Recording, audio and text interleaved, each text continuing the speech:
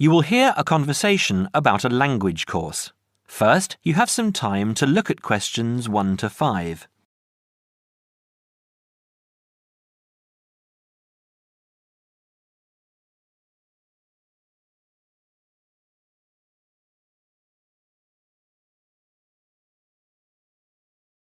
You will see that there is an example that has been done for you. On this occasion only, the conversation relating to this will be played first. Good morning, Borgheimer Language Courses. How may I help you? Oh yes, I contacted you some time ago about following a German course in Germany, and you advised me to take your placement test before we go any further. Well, I've done that now, so I'd like to go ahead with booking the course for this summer, if that's possible. Certainly, sir. You said you took the placement test. What was the result? I was placed at the O3 level. O3. Right. That's lower intermediate. Fine, Mr. The answer is Level 3 or Lower Intermediate, so the course level has been filled in for you. Now we shall begin. You should answer the questions as you listen, because you will not hear the recording a second time. Listen carefully and answer questions 1 to 5. Petterson. John Petterson. Could you spell that for me, please, Mr. Petterson? P-E-T-T-E-R-S-S-O-N.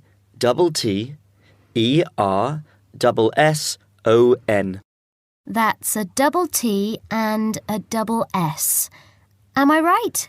That's right. Now, could I ask you where the course takes place? Well, we offer courses in Hamburg and Berlin. For your level, there's never a problem. There are always plenty of people for the intermediate classes. Oh dear. Does that mean that there might be a lot of students in my class? I wouldn't be very happy about that. No, don't worry, Mr. Petterson. The maximum class size is 12, but I've never known there to be more than 9 or 10 in a class. It could even be 5 or 6. Good. Actually, I'd prefer to study in Berlin. And how long is the course? 3 weeks, 5 hours a day. 2 hours only on Saturday. Sundays free. I see. And what about accommodation? There you have a choice, Mr. Petterson.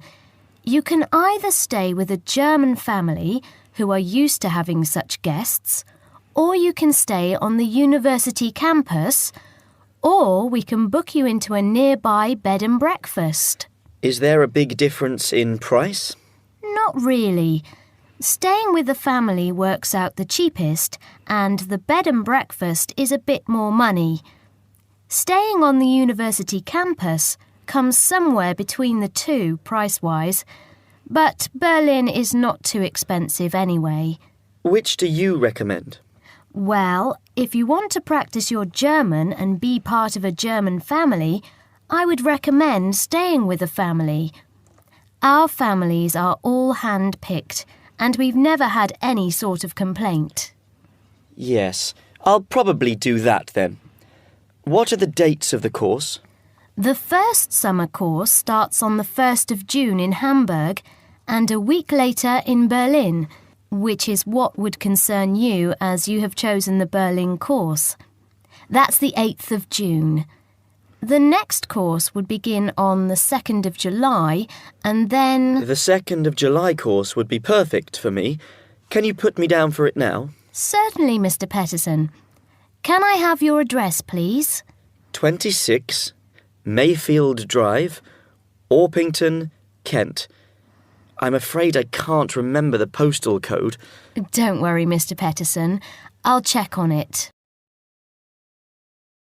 Before you hear the rest of the conversation, you have some time to look at questions 6 to 10.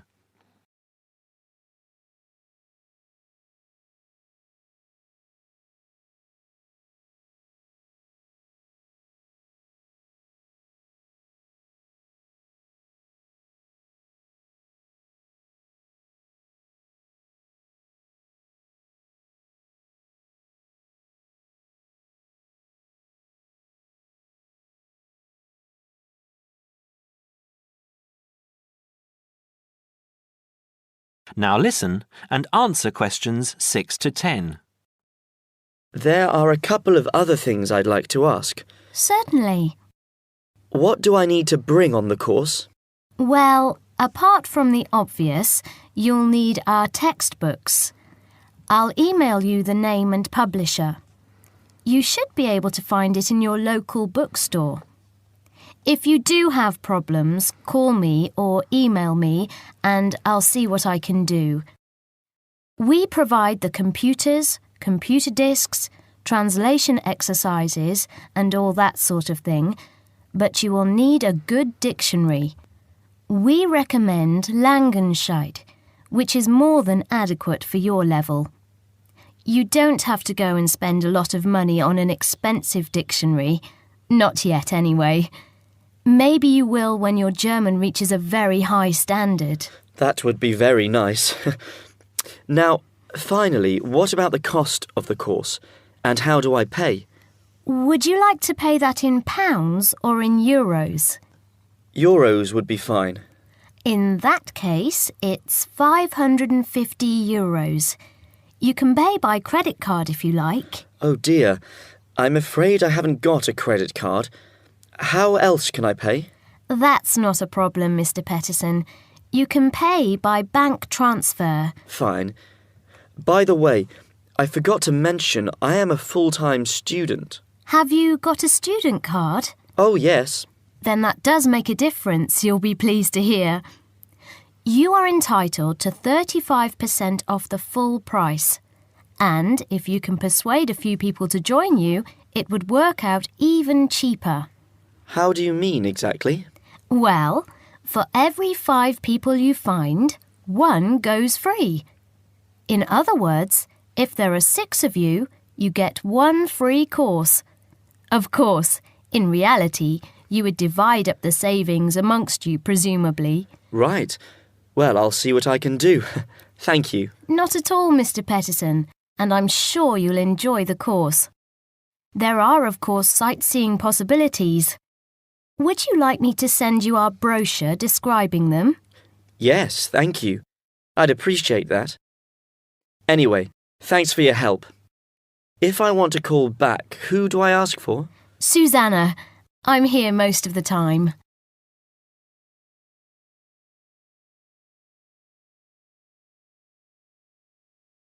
That is the end of part 1. You now have half a minute to check your answers.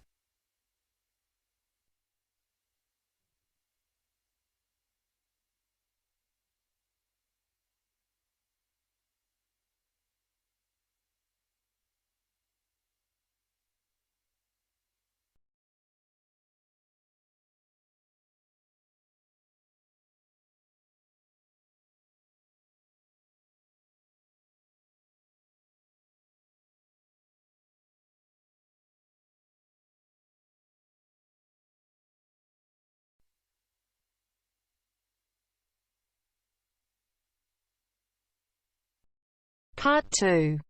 You are going to hear an interviewer who is interviewing Alan. He made a great discovery of Mungo National Park. First look at questions 11 to 15.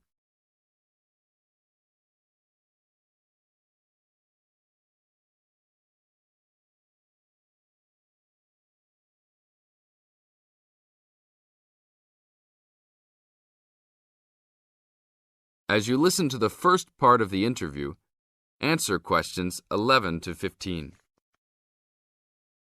An event occurred in 1996 over a period of 3 days that attracted considerable attention at the time and led to a new find in Mungo National Park, which is the focal point of the Willandra Lakes World Heritage Area in New South Wales, Australia. I talked to Alan Moore, the organizer of this trip, about his experience.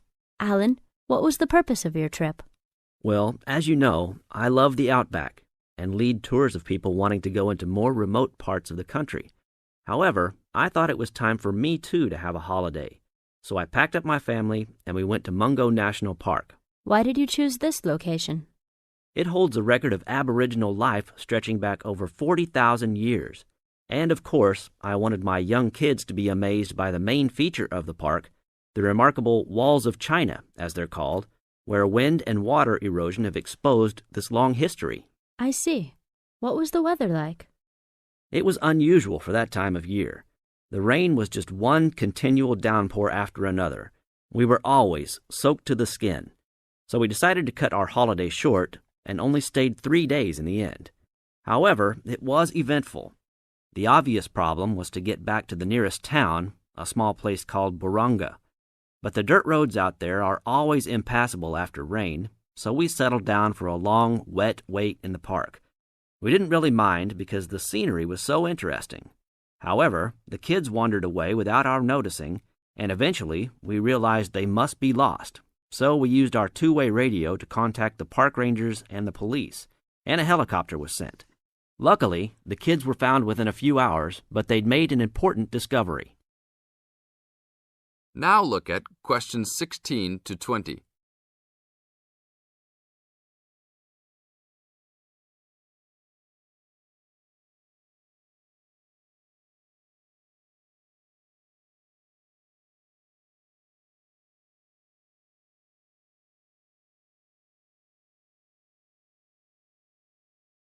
As the talk continues, answer questions 16 to 20. So, the trip was also eventful for another reason, wasn't it? Yes. They led us to some ancient Aboriginal art. The kids had taken shelter in a very small, low cave that was difficult to see from the outside. We were lucky to have another family camping in our location. When they heard us calling the kids, they immediately helped us search for them, and as the hours went by, they also provided us with much-needed support and encouragement. We really appreciated their help, and as we were already soaked through after looking for the kids for a couple of hours, they even made sure we had enough dry clothes to wear.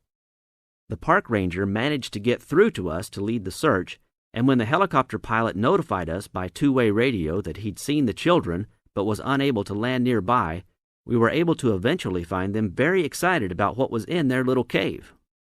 And what did you think of their cave? Well, after squeezing in, I must say I was impressed, and managed to take a few photos of it before we left. There were many faint markings and dots on the wall. It was difficult to tell what they represented because they were so small, but people from the museum who have since visited there said the markings were similar to some other findings in the area, and later confirmed they were very old. Although it's now a protected site, the children like to call it their cave, and are allowed to visit it when a ranger can go with them. Thank you, Alan. If you go to Mungo National Park, you can see the entrance to the cave and some of Alan's photos at the ranger's station. Alan continues to lead tour groups in the outback, and if you want further information... That is the end of part 2. You now have half a minute to check your answers. You now have half a minute to check your answers.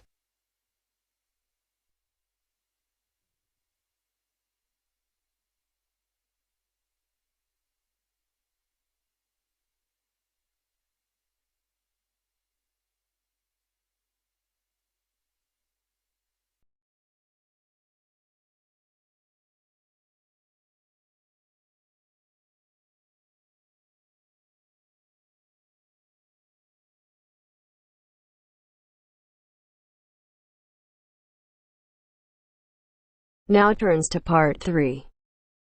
Part 3. You will hear two friends discussing what to study at Mitchford University.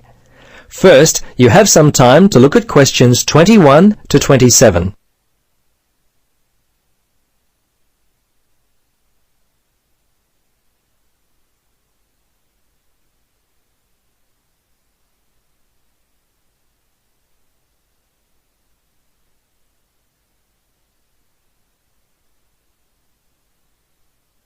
Now listen carefully and answer questions 21 to 27.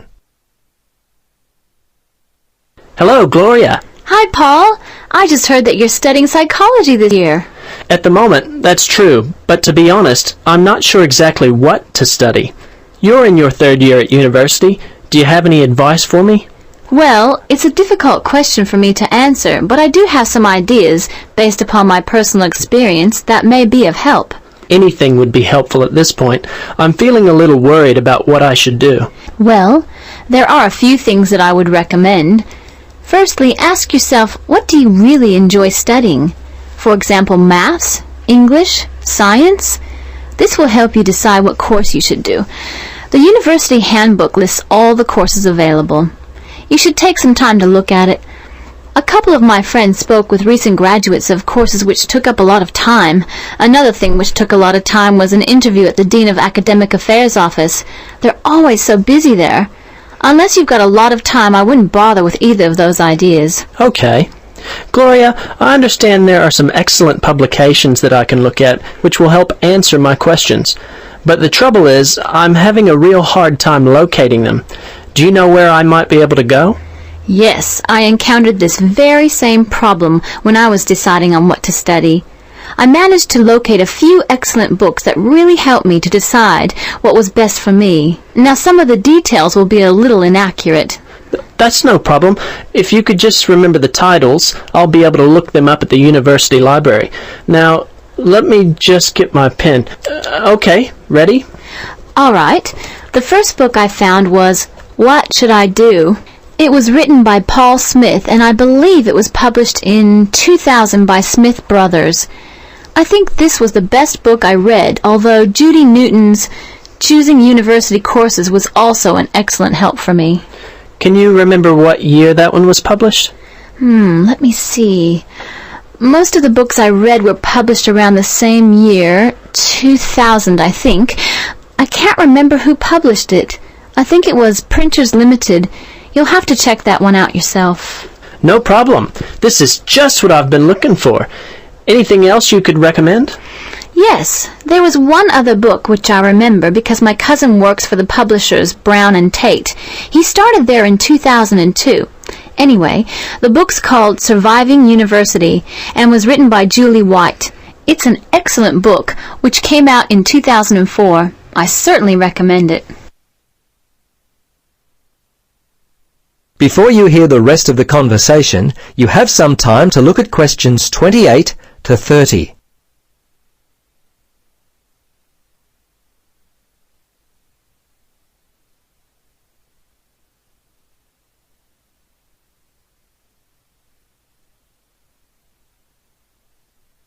Now listen and answer questions 28 to 30. Gloria, this discussion has been so helpful. I wonder if I might ask one more question. Sure. What would you like to know? Well, I'm wondering why you finally decided to study psychology. Well, what helped me to decide was my interest in working with people. I think that's what you've got to really decide in your own mind.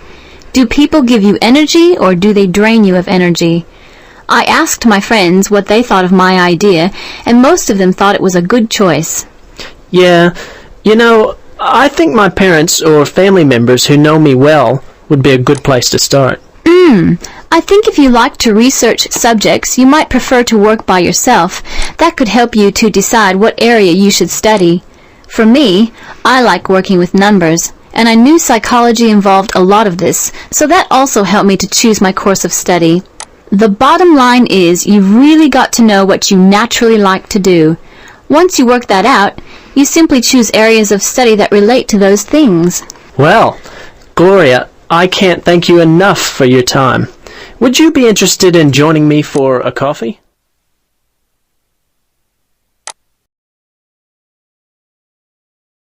That is the end of part 3. You now have half a minute to check your answers.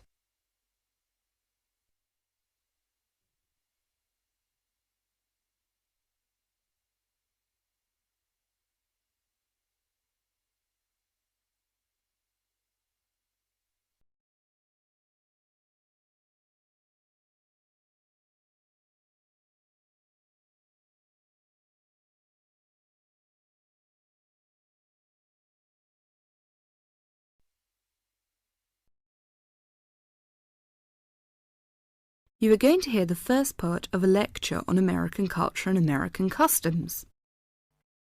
First, you have some time to look at questions 31 to 40.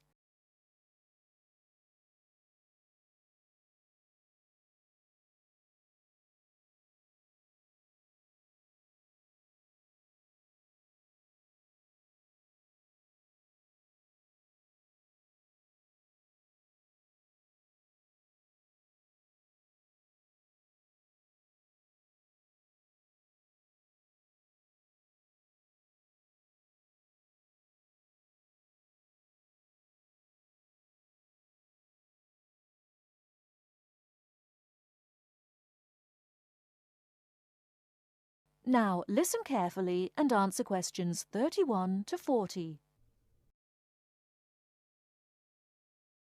Well, last week we talked about American education, and today I'm going to discuss American values, characteristics, personal habits and courtesies. Keep in mind as you are listening to this lecture that your goal is to understand, not to emulate or judge. Just briefly, I'd like to mention that there is a remarkable ethnic diversity in the United States. The population of the USA is about 260 million. 73% of the American population is white, 12% is African American, 8% Hispanic, 3% Asian or Pacific Islanders, and less than 1% American Indian or Eskimo. Many Americans resent generalizations being made about them because Americans see themselves as very unique and individualistic. On the other hand, Americans tend to lump foreigners together into one lot and condescendingly view foreigners as people who are not as intelligent or sensible as Americans. Despite Americans' dislike of generalizations and their ethnocentric point of view, it becomes evident that they are indeed American. Americans value individualism, independence, informality, directness, punctuality, achievement, and competition. Individualism is probably the most highly esteemed value in the American culture and an important key to understanding American behavior. In the historical development of the country, individuality was crucial for survival. If you asked Americans to characterize the ideal person, they would probably use adjectives such as autonomous, independent, and self-reliant. Persons tend to be viewed as individuals rather than as representatives of a family or a group. Here are some examples of how this value affects behaviors. 1. If a group of friends go to a restaurant, everyone wants to pay their own way. In other words, they want to have separate checks and not be someone's guest. 2. In friendships, which seem to initially develop more quickly in the US than in other cultures, the Americans may feel uncomfortable if you give them more help than they need. This is a tendency to draw back and see dependency as weakness. In some ways, the stress on the individual rather than the family or group has led to a more informal society. Sometimes this lack of formality is viewed by members of other cultures as a sign of lack of respect. But that is not the intention in the American value system. This informality is even more predominant on the university campus than in other segments of society. Some ways in which you might see this value expressed in behaviors are: 1. You will generally be on a first-name basis with other students, in spite of any age differences. 2. Dress is very informal on campus. 3. Language is informal and sometimes confusing. Phrases like "see you later" and "drop by any time" are not meant literally. They are informal ways of saying goodbye. Americans are direct. Honesty and frankness are more important to Americans than saving face. They may bring up impolite conversation topics which you may find embarrassing, too controversial or even offensive. Americans are quick to get to the point and do not spend much time on formal social amenities. This directness encourages Americans to talk over disagreements and to try to patch up misunderstandings themselves, rather than ask a third party to mediate disputes. It is particularly interesting to see what behaviours have culturally become associated with straightforwardness. 1. A firm handshake somehow has come to be interpreted as a sign of sincerity. 2. Looking at a person when you speak to him or her gives an indication of honesty. 3. In a question of honesty versus politeness, honesty wins. It is considered better to refuse graciously than to accept an invitation and not go. 4. You will be taken at your word. If you refuse food the first time it is offered, to be polite, it may not be offered again. An American will not know that your initial refusal is politeness. Great value is attached to time in the US. Punctuality is considered an important attribute. As with all values, there are different rules of acceptability in different cultures. In the US, you should be present for school or business appointments at the exact time agreed upon. In social appointments, you can arrive 10 to 15 minutes after the agreed upon time without giving offence. If you are invited somewhere for dinner and are more than 15 minutes late, you will need to offer an apology and an explanation. A phone call explaining you have been detained and will be late will save face for you and patience for the other person. Americans also value achievement and competition. The American style of friendly joking or banter, of getting the last word in, and the quick and witty reply are subtle forms of competition. Although such behaviour is natural to Americans, you may find it overbearing or disagreeable. Americans are obsessed with records of achievement in sports, and sports awards are often displayed in their homes. Also, sometimes books and movies are judged not so much on quality, but on how many copies are sold, or on how many dollars of profit are realized. That is the end of part 4. You now have half a minute to check your answers.